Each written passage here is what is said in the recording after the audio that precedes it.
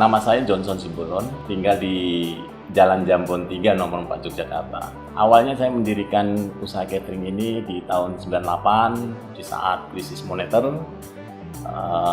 Saya memberanikan diri untuk usaha, di mana memang pada saat tahun 97 orang tua saya meninggal, ibu saya meninggal, jadi saya itu yatim piatu. Jadi untuk menyelesaikan kuliah saya harus menjual aset warisan ibu saya. Waktu itu sepeda motor GL Pro saya jual, cukup alhamdulillah sisa penjualan itu menyelesaikan kuliah saya. Setelah saya selesai kuliah, saya mendirikan usaha memang dengan modal nol, malah minus, karena saya memang tidak mempunyai apa-apa waktu itu, hanya tekad menjadi seorang pengusaha. Uang yang ada itu cuma hanya untuk makan. Awal mulanya juga bagaimana caranya saya itu bisa menjalankan usaha, akan tetapi tidak mempunyai modal. Lalu bagaimana peralatannya? Nah, disitulah cerita bagaimana saya tidak mempunyai uang untuk membeli peralatan masak, membeli peralatan lainnya. Tentunya saya waktu itu meminjam atau menyewa ke peralatan dari RW, mulai dari peralatan-peralatan masak yang lain-lainnya, ada nilai sewanya di situ. Dan masaknya saya malah tidak ada tempat, saya masak di tritisan. Di tritisan, kalau di rumah itu ada tritisan, saya masaknya di situ. Kalau hujan ya bagaimana ya, saya harus sewa tenda. Saya ingat banget itu, sewa tenda itu 20.000 satu saya harus bayar. Zaman tahun 98, awal mulanya saya mendirikan usaha seperti itu. Lalu perkembangan seterusnya bagaimana sampai usaha Cita Catering ini seperti ini.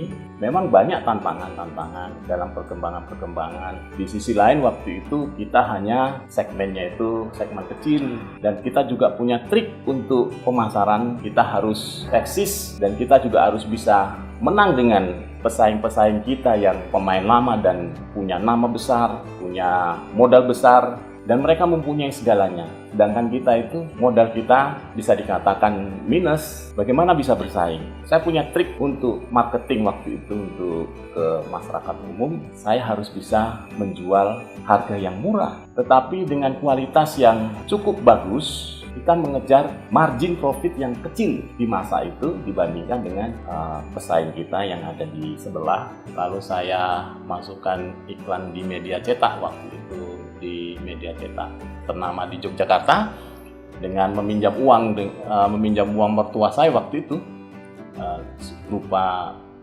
minjam uang 100.000. Saya harus iklan 1 bulan, dan 100.000 itu harus saya kembalikan karena bukan milik saya, karena waktu itu memang saya minjem ke mertua saya, calon mertua saya waktu itu, dan harus kembalikan. Alhamdulillah setelah iklan saya mendapatkan pekerjaan satu, lalu saya mendapatkan keuntungan, saya kembalikan. Dari situ terus usaha saya berkembang terus. Untuk perkembangan usaha saya tentunya banyak kendala, dan kita sebagai seorang pengusaha memang terus harus kreatif, terus dinamis dan berkembang. Karena perkembangan yang ada seperti sekarang ini, apa yang kita sajikan ke customer itu belum tentu sama dengan waktu 5 atau 10 tahun yang lalu. Perkembangan ini kita terus mengikuti zaman dan dinamis, terutama di bidang sumber daya manusia tentunya. Suatu contoh saja, kalau misalkan dengan persaingan yang ada semakin ketat seperti sekarang ini, ya kita harus bisa dinamis, mulai dari peralatan penyajian, ataupun dekor untuk cateringnya sendiri, ataupun jenis menunya sendiri, ataupun juga tentang sumber dayanya sendiri. Itu harus menyesuaikan dengan keadaan sekarang. Di lingkungan saya, waktu saya mendirikan catering itu cuma 1. Sekarang itu di lingkungan saya itu catering tumbuh menjadi 7. Artinya apakah itu menjadi pesaing kita? Tidak juga. Itu juga bisa menjadikan mitra kita, ataupun di situ di sisi lain kita ambil yang positifnya. Artinya yang positif seperti apa? Karena sudah tumbuh 7, berarti kita tidak diam untuk menang kepada yang 7 itu tadi, lingkungan kita. Bagaimana caranya? Caranya adalah memperbaiki manajemen, baik itu manajemen servis keluar ataupun manajemen ke dalam mulai dari memanage kualitas, kuantitas penyajian makanan dan segala macam, waktu, rasa dan segala macam. Menghadapi komplain bagaimana? Salah satunya kita harus belajar terus bagaimana memuaskan customer. Disitulah dari sisi persaingan itu ya kita harus jangan tinggal diam, akan tapi kita terus malah meningkat dari dulu. Yang dulu cuman tidak ada pesaing di lingkungan kita menjadi 7 itu, kita menjadi seorang pemenang. Artinya seperti itu. Jadi pesaing itu jangan seolah-olah menjadi yang akan membunuh kita, tetapi memacu kita untuk lebih baik lagi kepada customer dan kita akan memenangkan persaingan itu. Saya kira semua usaha, peluangnya itu sekarang itu sangat besar. Usaha yang lama juga belum tentu bisa mempertahankan usahanya. Usaha baru belum tentu dia akan dikalahkan oleh pengusaha-pengusaha lama. Nah, di sini peluang bagi anak muda, saya kira banyak peluang untuk menjadi seorang pengusaha, terutama di bidang kuliner. Kendala dari anak-anak muda itu akan terjerembab di permodalan tentunya. Harus diingat, bahwasanya modal yang terbesar dalam membentuk suatu usaha itu adalah pada diri kita. Tidak mempunyai modal, kita menjadi pengalang itu salah. Itu salah besar. Bagi saya adalah kepercayaan orang lain ke kita. Bagaimana kita menjaga kepercayaan orang lain itu ada modal yang sangat besar, menjaga kepercayaan itu. Nah, disitulah yang harus saya tanamkan, betapa pentingnya menjadi seorang pengusaha itu adalah menjaga kepercayaan. Kita lihat misalkan, punya aset pun kita, sekarang misal kita punya aset pun, kalau kita mau meminjam uang ke pihak kedua, misal perbankan langsung. Kalau perbankan tidak mempunyai kepercayaan pada kita, tidak mungkin perbankan itu memberi pinjaman uang. Walaupun aset kita itu sangat cukup untuk meminjam uang itu. Artinya kepercayaan itulah modal bagi kita untuk memulai usaha dan dijaga. Kalau di Cita Catering, karena dia itu tumbuh dari titik nol sampai sekarang besar seperti ini, kepercayaan masyarakat yang kita raih itu tidaklah mudah. Memang harus tumbuh sedikit demi sedikit. Di sisi lain, yang pertama-tama memang kita dikasih kepercayaan yang nilainya memang kecil, sifatnya bukan hajatan-hajatan yang besar. Tetapi kalau sekarang sudah masuk tahapan yang fasenya memang sangat cukup besar, karena dalam jumlah yang besar dengan hajatan pernikahan, artinya kalau kita sudah dikasih kepercayaan, hajatan besar itu adalah kepercayaan besar yang harus kita jaga. Nah, bagaimana untuk menjaga itu? Kita kembali lagi adalah komitmen kita terhadap customer. Apa yang menjadi komitmen kita, yaitu harus kita jaga. Komitmen itu jangan sampai menjadi bumerang bagi kita untuk mendapatkan komplain-komplain yang sifatnya bisa mempromosikan Cita Catering yang lebih buruk. Akan tetapi komitmen itu yang kita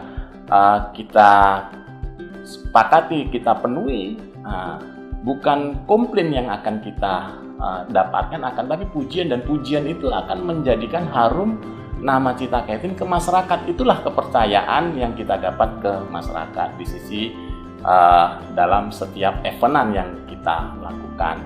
Saya melihat mental pengusaha itu, menjadi seorang pengusaha itu, ini menurut pribadi ada dua. Mengapa dia menjadi seorang pengusaha? Yang pertama adalah karena garis keturunan atau darah. Lalu yang kedua, dia bisa menjadi pengusaha adalah karena lingkungan ataupun teman bermain. Nah, di sisi lain memang saya seorang dari yang pertama tadi, menjadi seorang pengusaha itu garis keturunan. Jadi dari kalau bahasa saya itu dari opung saya itu seorang pengusaha. Datanglah sama saya itu, jadi mudah bagi saya untuk menjadi seorang pengusaha. Kadang ada pertanyaan, kok Kok bisa menjadi pengusaha? Ya seperti air mengalir.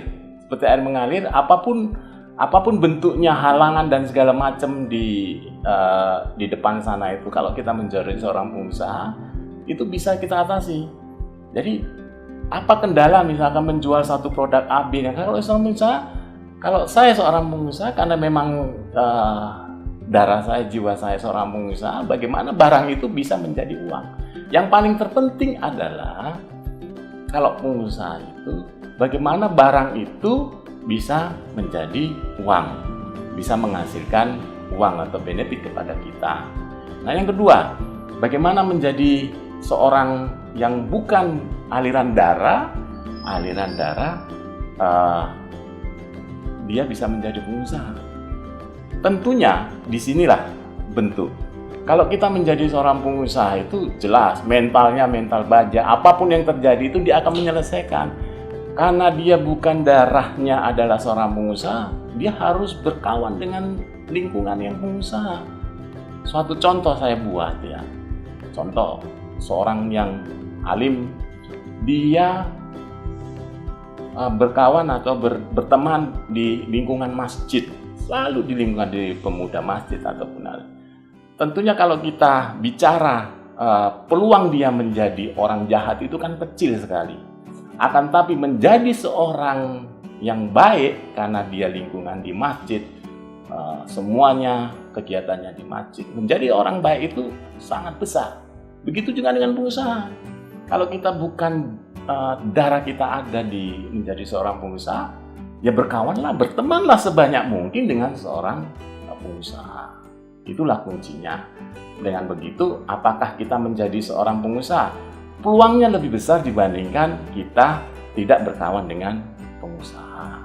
Jadi, kalau kita sudah ada tantangan menjadi seorang pengusaha, kalau kita menjadi seorang pengusaha, tentunya mental kita, mental pengusaha adalah mental yang tidak pernah menyerah. Mental yang tidak pernah menyerah. Apapun yang terjadi dengan usaha kita, itu adalah tantangan dan harus diselesaikan. Contoh, jatuh bangun itu adalah sesuatu yang biasa dalam seorang pengusaha. Kalau jatuh harus bangun. Kalau jatuh harus bangun. Kalau jatuh harus bangun. Tidak ada kata kalau jatuh dan terus kita tidur. Itu berarti dia bukan seorang pengusaha. Kalau dia pengusaha, dia harus bangun dan bangkit dan lari lagi dan untuk mengejar ketertinggalan itu. Jadi harapan saya, karena saya juga mantan ketum HIPMI di Jogja, jadi ada juga misi sosial dilaku mantum di HIPMI di Jogja, itu juga saya mengendaki anak-anak muda menjadi seorang pengusaha yang tangguh, apapun alasannya. Pemuda harus kreatif, harus berani mengambil keputusan. Karena apa? Kalau kita menjadi seorang pengusaha, di sisi lain kita banyak mendoakan kita, karyawan mendoakan kita supaya sukses, supaya mereka bisa mendapatkan penghasilan untuk dibawa ke rumah. Artinya secara ibadah kita juga sudah beribadah, sudah membuat lapangan pekerjaan, menghasilkan pendapatan bagi keluarga mereka masing-masing, juga bagi supplier bisa menumbuhkan usahanya masing-masing, bisa menaikkan omset supply kita masing-masing. Artinya menjadi pengusaha jangan dihitung berapa modal yang harus kita kumpulkan dulu. Karena tapi tekad kita dulu harus kita realisasikan untuk menjadi seorang pengusaha. Pengusaha apa saja? Pengusaha apa saja? Jadi tantangan menjadi pengusaha jelas ada. Semua usaha, apapun usaha itu mesti ada tantangan-tantangan. Disitulah kita harus melihat bahwa tantangan itu adalah menumbuhkan kita untuk bersemangat untuk supaya kita lebih maju lagi. Di saat usaha saya seperti ini, saya juga harus mempertahankan ataupun lebih lagi. Jadi tidak ada sebenarnya itu usaha itu stagnan, berhenti. Semua usaha apa yang harus tumbuh dan tumbuh terus. Tidak ada arti kata seperti tumbuhan yang tumbuhnya hanya 10 cm sudah berhenti. Dalam usaha tidak ada. itu harus tumbuh. Artinya kalau dia tidak tumbuh berarti dia stagnan berarti tidak ada pertumbuhan, artinya usaha itu mengalami suatu kegagalan kebijakan. Terima kasih sudah menonton video ini. Jangan lupa subscribe Cap Capung.